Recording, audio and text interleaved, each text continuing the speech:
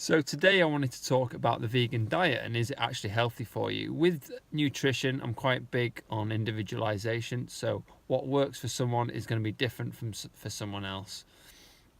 So there's a lot to suggest that the further away from the equator you are, the more fat and protein and less carbohydrate you need in your diet. The closer to the equator you are, you need less fat and protein and you can afford more carbohydrates.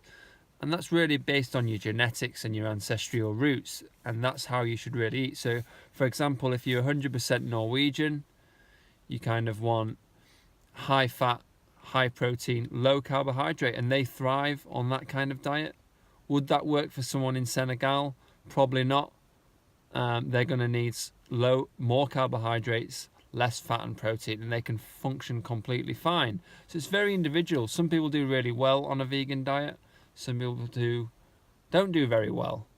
So it's all about individualizations. And there's always people are always thinking there's a one solution answer, and vegan isn't always the right diet for some people. Some people look terrible on a vegan diet, and they're just depleting themselves of all these essential fats that are feeding their neurotransmitters, and which is giving them their energy, their drive. Other things you can look at, you could be watching this, you could be a vegan, and you could be thinking, do I have enough energy to get through the day? Can I work out? Can I recover from exercise? Does my dick stand up? All those kind of things.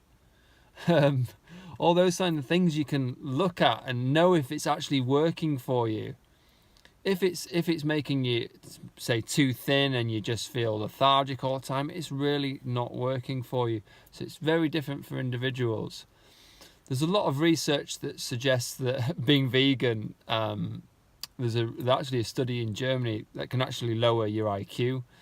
And it does correspond with the fact that in Hong Kong, they consume 3 times more protein than they have kind of the world average, and they actually have the highest IQ. So it does kind of fit there, but I think you've got to really weigh up if it actually works for you. Can athletes do a vegan diet? Some may be able to, but I don't think the majority will be able to. Again, depends where they're from, but most, for optimal performance, I'm pretty much swayed towards that you do need fat and protein, and high quality fat and protein. I'm not for slaughtering animals that are produced on a farm where there's kind of shit farming going on. It's got to be good quality grass-fed meat, free range, organic, and that's the way to go about it. So hopefully that just clears a little bit up on the whole vegan thing. You can go try it, see if it works for you. Have you got the energy? See how you might lose a lot of weight, but you might get too thin, so you might need to add more fat and protein. It's pretty much a journey when you're finding out what kind of nutrition works best for you. You know, Hippocrates said one man's food is another man's poison.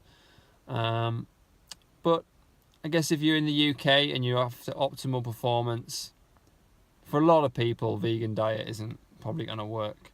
There are always one-offs where people are just freaks and they can completely do fine on a vegan diet. But I think they're one-offs. So that's my take on my short take on the vegan diet and if it works for you or not. See you soon. Bye.